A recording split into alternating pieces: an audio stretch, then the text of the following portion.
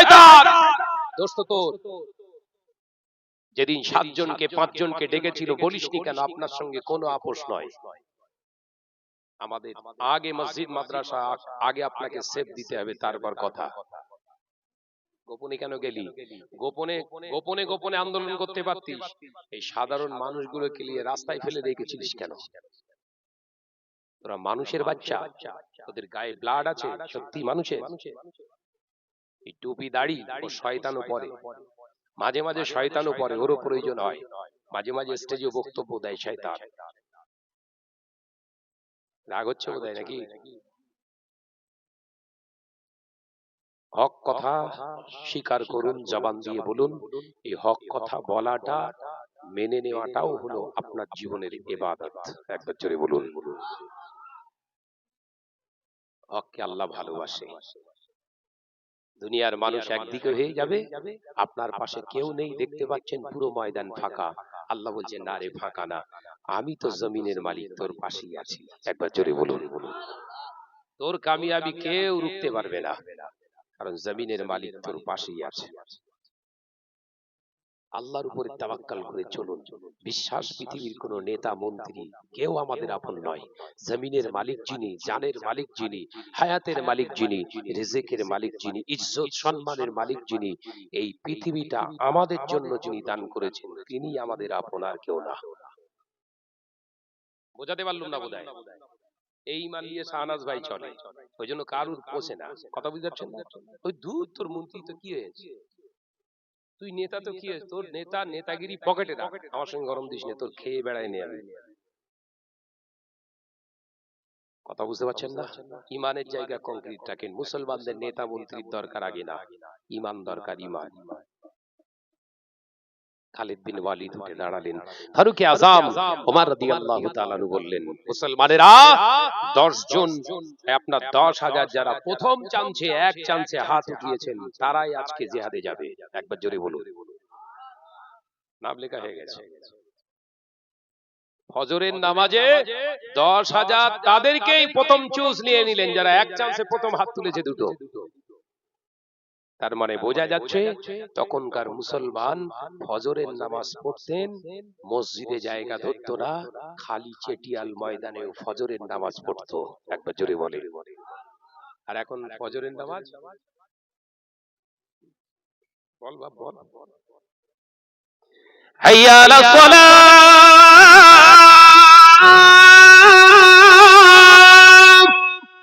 মসজিদের যে সেক্রেটারি বলছে, ইমাম আর মুয়াজ্জিন তোরা দুজন মিলে চালা। কথা ভুল বললাম বোধহয়?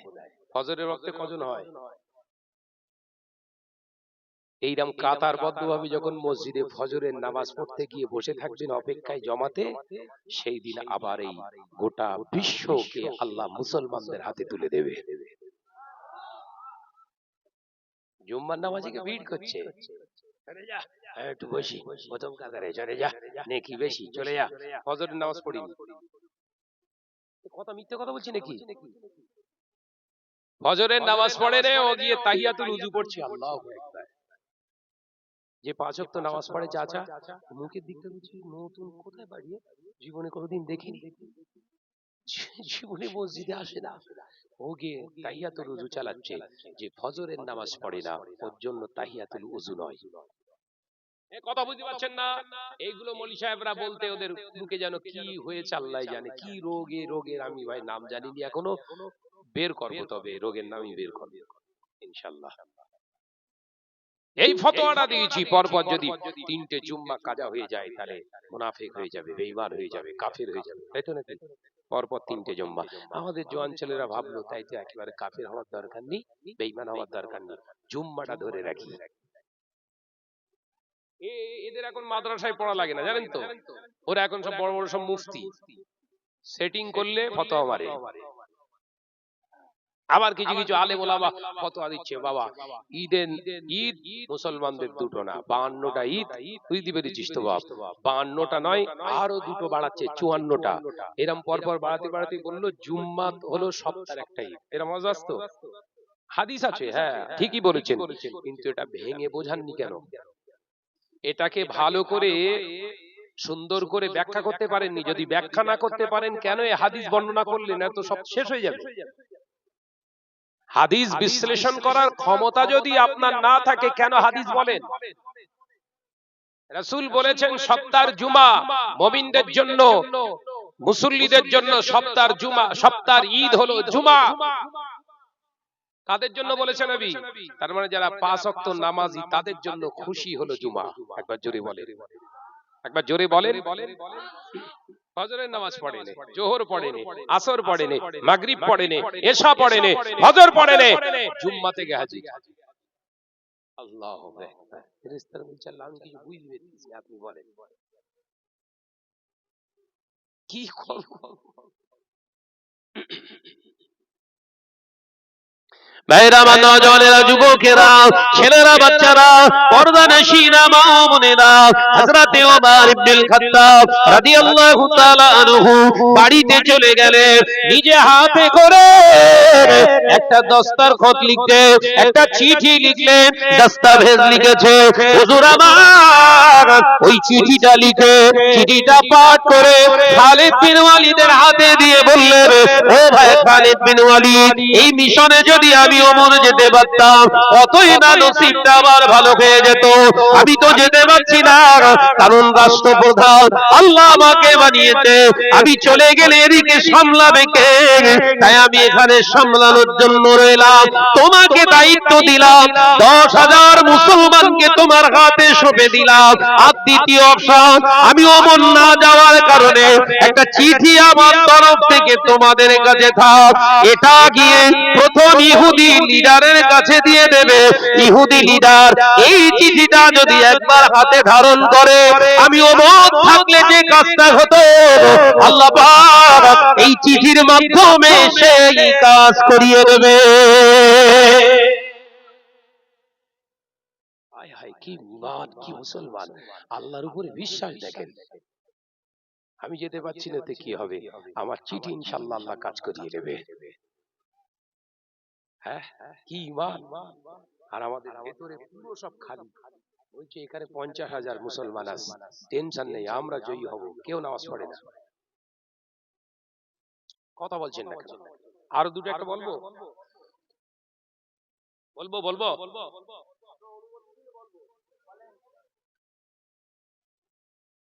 এখান থেকে আন্দোলনে চলে গেছে 20, 30, 50, 60,000 লোক, মাথায় টুপি, সাদা পাঞ্জাবি, পায়জামা গেছে। চৌরাঙ্গিতে আপনার ধর্মতলায় বিশাল এক্সপ্লেনেটে ওখানে হচ্ছে আন্দোলন। পার্কে গিয়ে দেখি যে সব ঘুরছে। ভাই পার্কেও আন্দোলন হচ্ছে নাকি রে ভাই? মিথ্যে কথা বলছি? ইকো পার্কে দেখি যে হাত জোড়া দিয়ে ঘুরতেছে, কি ব্যাপার এখানে আন্দোলন হচ্ছে? কি আন্দোলন? তো পুরো সত্যি ওয়াকাব জয়ী হবেই, কারণ কোন জায়গায় ফাঁক যাচ্ছে না। এই তো আমাদের ক্যারেক্টার। এই কথা মাথায় ঢুকছে না বোধহয়। গেছিস আন্দোলন করতে, মরবি তো ওই আন্দোলনের মাঠে। এখন যদি তোর মাথায় বজ্রাঘাত ফেলে, মরবি কোথায়? পার্কেই তো মরবি। ধরা পড়তে হবে রে বাপ। ভাইরা, আমার নওজওয়ানেরা, মুরব্বিয়ান গণেরা, ছেলেরা, বাচ্চারা, পর্দানশীনা মা ও বোনেরা, মুসলমান ভালো করে বোঝে, এখান থেকে যদি রাজারহাট চৌরাস্তাতে একটা মিছিল বার করা হয়, বহু মুসলমান টেনশনে পড়ে যাবে, এত রাস্তা হেঁটে যাওয়া যাবে না। কিন্তু ফারুক আযম মিশনে পাঠিয়েছে 10,000 মুসলমানকে। তাদের গাড়ি আমাদের মতো ইন্টারন্যাশনাল ভালো ভালো গাড়ি তাদের নাই। তাদের গাড়ি 3 রকমের গাড়ি। একটা গাড়ির নাম হলো উট, দ্বিতীয় নম্বর গাড়ির নাম হলো ঘোড়া, তৃতীয় নম্বর গাড়ির নাম হলো খচ্চর বা গাধা। আল্লাহ নবীর সাহাবীরা এখান থেকে কলিকাতা এতটা দূর হেঁটে যাবেন না। মসজিদে নববী শরীফ থেকে বাইতুল মুকাদ্দাসের দূরত্ব হলো 1,500 কিলোমিটার।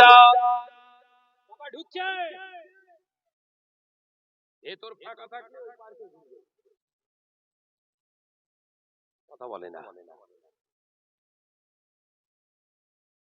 ব্রিগেড হবে, ব্রিগেড হবে, আমিও 4-5টা গাড়ি পুরো রেডি করে ফেলিস প্রায়।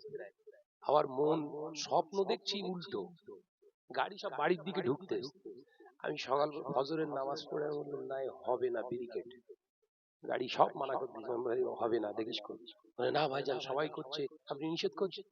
হবে না রেহে, কারণ সেই সাইড পয়সা মালগুলো সামনে আছে, ওদেরকে চিনি স্টুডেন্ট লাইফ থেকে, সব সাইড পয়সা মাল।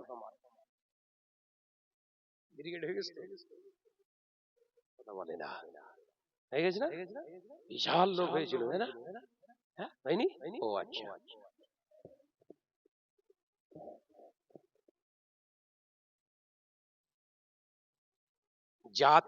জাতিকে আর কত ধোকা দিবি তোরা? মসজিদের নামে ধোকা, মাদ্রাসার নামে ধোকা, কোন জায়গায় ধোকা খাচ্ছে না, কথা বলছেন না কেন? হযরত ওমর বললেন যাও বিসমিল্লাহি তাওয়াক্কালতু আলাল্লাহ, আল্লাহর উপরে ভরসা করে রাস্তায় বেরিয়ে পড়ো। কতটা হাঁটবে? 15 কিলোমিটার। ভাইরা, নওজওয়ানেরা, মুরব্বিয়ান গণেরা, ছেলেরা, বাচ্চারা, পর্দানশী মা ও বোনেরা, কিতাবের ভিতরে পাওয়া যায় ফারুক আযম ছেড়ে দিয়ে রাসূলুল্লাহ দরবারে আসছে। আসসালামু আলাইকা ইয়া রাসূলুল্লাহ, ইয়া হাবিবাল্লাহ, হুজুর আপনি আমাকে যেটা বলেছিলেন আমি ওটা করেছি, আপনার সাথীদেরকে আমি পাঠিয়ে দিয়েছি, আমি যেতে পারিনি ইয়া রাসূলুল্লাহ, হাবিবাল্লাহ, আমি চিঠি লিখে দিয়েছি, আপনি আমাদের জন্য দোয়া করুন, মুসলমান যেন নিজের লক্ষ্যে পৌঁছে গিয়ে কামিয়াব হাসিল করতে পারে। এখনকার নামাজি মুসল্লিরা, ওলি সাহেবরা কিছু বলছে, নবী হলো মুর্দা নবী, মরে গেছে, শেষ হয়ে গেছে, নবীকে জিন্দা নবী বলা যাবে না। হযরত ওমর বলছে ইয়া রাসূলুল্লাহ, হাবিবাল্লাহ, আপনি বলেছিলেন আমি পাঠিয়ে দিয়েছি, আপনি দোয়া করেন আল্লাহ মুসলমানদের যেন কামিয়াবি দান করে দেয়। আলোচনা বুঝতে পারছেন না বোধহয়? এদের দাড়ি আছে, টুপি আছে, নামাজ আছে, সব বলছে নবী মরে গেছে, শেষ হয়ে গেছে। জোরে হলো না সবার? আওয়াজ দিয়ে হলো না সবার? আর রাসূলের সাহাবী ওমর বলছে ইয়া রাসূলুল্লাহ, মাজার মুকাদ্দাসের পাশে দাঁড়িয়ে আপনি দোয়া করেন, আপনি বলেছিলেন পাঠিয়ে দিয়েছি, আপনি দোয়া করেন ওরা যেন কামিয়াবি হাসিল করতে পারে। উফ, ইমান! এরা পৃথিবীর জমিনে জয়ী হবে না তো কারা হবে বাপ? রাসূল ছাড়া এক পায়ে গোতেন না, কারণ কোরআনে আল্লাহ বলেছেন ওমা খালাকতুল জিন্না ওয়াল ইনসা ইল্লা লিয়াবুদুন, প্রতিটা ক্ষেত্রে আমি আল্লাহর ইবাদত চাই। কথা বুঝতে পারছেন না? আর ইবাদত করতে গেলে ইত্তেবা কার? দেখেছেন কিরকম অনুসরণ চলছে? হুজুর নেই, তিনি হুজুর চলে গেছেন, ইন্তেকাল হয়েছে, কিন্তু তাদের বিশ্বাস নবী আমার হায়াতুন নবী, সব শুনতে পান, দেখতে পান, বলতে পারেন। একবার জোরে বলেন ইমানদার হ, তারপর নামাজ পড়িস কর। নামাজ আগে না তো ঈমান আগে। কথা বুঝতে পারছেন না? ভাইরা, নওজওয়ানেরা, যুবকেরা, ও মোল্লাপাড়ার মুসলমানেরা, আল্লাহ নবী, তার নবী সাহাবী ফারুক আযম হযরত ওমর রাদিয়াল্লাহু তাআলা আনহু, হুজুর আমার মদিনার মসজিদে নববী শরীফ থেকে বাড়ি চলে গেলে খালিদ বিন ওয়ালিদ রাদিয়াল্লাহু তাআলা আনহুর নেতৃত্বে 10,000 মুসলমান বাইতুল মুকাদ্দাসের দিকে রওনা হয়ে গিয়েছে। এ নওজওয়ানেরা, একদিন, দুদিন, 3 দিন, 4 দিন, 5 দিন, 6 দিন, 7 দিন, একটানা 13 দিন অতিবাহিত হয়ে গেছে।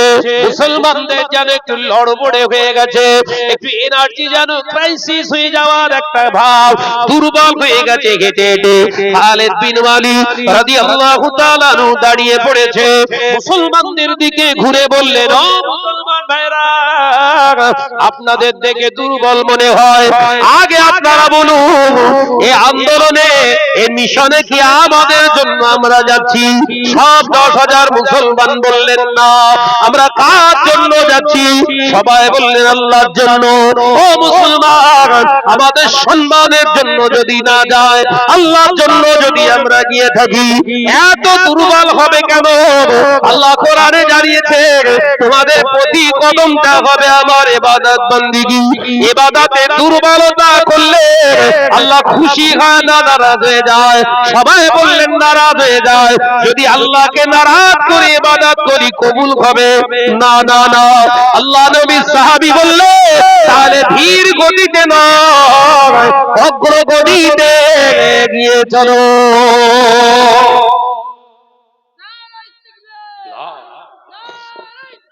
না, অগ্রগতি এগিয়ে চলো। কিতাবে এসেছে, বলার সাথে সাথে যে সাহাবায়ে কেরামরা সবথেকে দুর্বল লাগছিল দৌড়চ্ছে। এবার একবার জোরে বলেন, জোরে বলেন। এই সেই জাত, মুসলমান জাত আজকে দুর্বল হয়ে গেছে। টাকা আছে, ঘর আছে, বাড়ি আছে, গাড়ি আছে, ভেতর দুর্বল, পথে এগোতে পারবে না। কথা বুঝতে পারেননি? ভাইরা, নজনেরা, মুরব্বিয়ান গণেরা, ছেলেরা, বাচ্চারা, পর্দানশীরা, মা বোনেরা, জেরুজালেমে যেদিন পৌঁছেছিলেন হুজুর আমার, একটানা 19 দিন হেঁটে হেঁটে জেরুজালেমের জমিনে যখন পৌঁছালেন, আল্লাহ নবী সাহাবী খালিদ বিন ওয়ালিদ ঘুর পথে আবার দাঁড়িয়ে গেলেন। ও ভাইরা, আমরা আমাদের চরিতার্থ করব না, রাসূলুল্লাহর চরিত্রটাকে চরিতার্থ করব। সবাই বললেন নবীর চরিতার্থ হবে। তাহলে নবীর অনুসরণ করে আমি আপনাদের জানিয়ে দিতে চাই, কোন বুদ্ধ তলোয়ারটা তোমরা বার করবে না, ততক্ষণ বার করবে না কোন নিরীহ মানুষের উপরে গালিগালাজ করবে না, তাদেরকে ভয় দেখাবে না, ভীতি দেখাবে না। গোটা জেরুজালেমটা তোমরা ঘিরে রেখে দাও, যতক্ষণ না অর্ডার আসে তোমরা কাউকে ভয় ভীতি দেখাতে পারবে না। এটাই হলো আমার নবীর আদর্শ ইসলাম। অত গরম কিসের? গরমের জায়গায় গরম দেখাও, নরমের জায়গায় নরম। আর আমরা দেখাচ্ছি নরমের জায়গায় গরম আর গরমের জায়গায় ঠান্ডা। কথা বুঝতে পারছেন নাকি? এই সব উল্টো। হুজুর বললেন গরমের জায়গায় গরম দেখাও, নরমের জায়গায় গরম নয়। কোষবিদ্ধ তলোয়ার, 10,000 সৈন্য গোটা বাইতুল মুকাদ্দাস, গোটা জেরুজালেমটাকে ঘিরে ফেলেছে। একবার জোরে বলুন। কারোর হাতে তলোয়ার নেই, সব কোষবিদ্ধ। ওহ, যেন জলজল করছে। কিতাবে পড়িছে, মনে হচ্ছে যেন সব সামনেই ঘটছে। বুঝতে পেরেছেন? হ্যাঁ, এই ফিলিংটা আসবে অন্তর থেকে। ঈমানটা ঠিক থাকলে এই ফিলিংটা আপনার ভিতরে আসবে, সব দেখতে পাবেন। বহু হাজি উহুদের ময়দানে যাচ্ছে, জিয়ারত করছে, গল্প করছে, হাসি ঠাট্টা করছে। আল্লাহর কসম করে বলছি, যতবার উহুদের ময়দান আল্লাহ নিয়ে গেছে আমার, গিয়ে আলাদা একটা ফিলিং তৈরি হচ্ছে, চোখ দিয়ে অনবরত পানি বেরোচ্ছে। এই সেই জায়গা। আজকে মুসলমানদের দুরবস্থা, মুসলমানরা সব জায়গায় মার খাচ্ছে।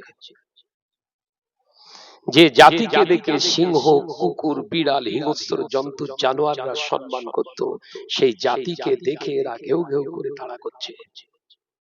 এদের এত পদস্খলন হলো কোত্থেকে?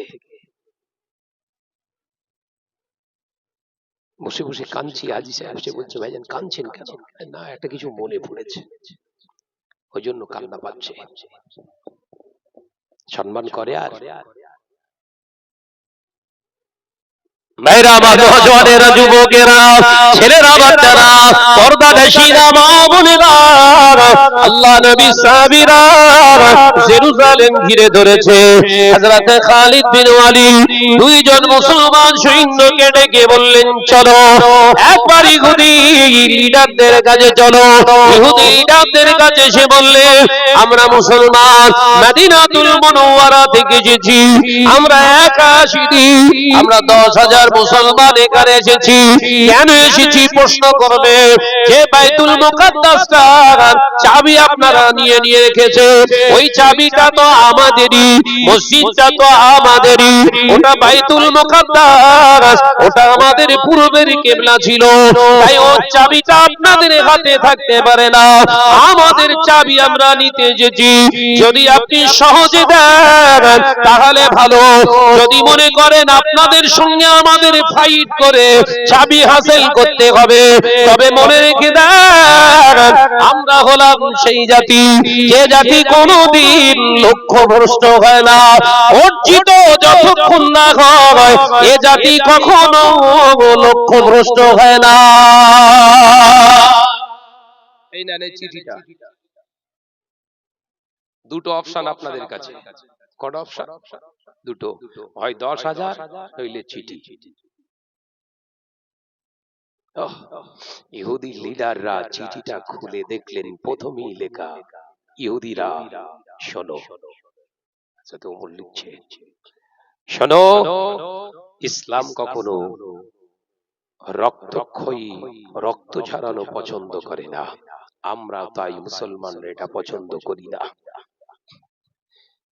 আমি শুনেছি আপনারা মসজিদে আকসার চাবিটা আপনারা দখল করে রেখেছেন, আমি আশাবাদী, আশা করছি মুসলমানরা আপনাদের কাছে গেছে, তাদেরকে চাবি দিয়ে দেবেন, বিনা প্রতিদ্বন্দ্বিতায়, বিনা যুদ্ধে আপনারা দিয়ে দেবেন। যদি না দেন 10,000 সৈন্য মুসলমান পাঠিয়েছি, পারলে তাদের সম্মুখে লড়াই করে দেখবেন। ইতি ওমর ইবনুল খাত্তাব। একবার জোরে বলেন। ইহুদির এবার হাত থরথর করে কাঁপছে, একবার জোরে বলেন না। কার চিঠি এটা? লাতখোর মুসলমানের চিঠি, সুদখোর, জেনাখোর, গানখোর, ঘুষখোর, ফেরেববাজ, লটারি কাটা না, এমন একজন সাচ্চা মুসলমানের চিঠি, যে মুসলমান রাস্তা দিয়ে হেঁটে যাবে, শয়তান ওই রাস্তায় 40 দিন আর আসবে না। একবার জোরে বলেন। জোরে হলো না। সেই ওমরের চিঠি, সেই মুসলমানের চিঠি, যে মুসলমানটা রাস্তা দিয়ে গেলে ওই রাস্তায় শয়তান ভয় আর আসে না, উল্টো দিক দিয়ে পালায়। একবার জোরে বলে। ভেতর একদম শক্ত মজবুত, থরথর করে কাঁপছে। ইহুদি জবান থেকে বেরিয়ে এলো, ও মুসলমান ভাইরা, আমরা যুদ্ধ চাই না, আমরা চিঠিটা পড়ে যা বুঝলাম, এটা সাধারণ কোন মানুষের লেখা চিঠি নয়, সাধারণ কোন মুসলমানের চিঠি লেখা নয়, এই চিঠিটার আমরা মর্যাদা দিলাম, আমরা বিনা যুদ্ধে মুসলমানদের হাতে চাবিটা দিয়ে দিতে চাই। নেতা দরকার একদম কংক্রিট, সাইড পচা হলে হবে না, কথা বুঝতে পারেননি। আর আমাদের নেতা এখন সব সাইড পচার অনেক ব্যাখ্যা আছে ভাই। হ্যাঁ,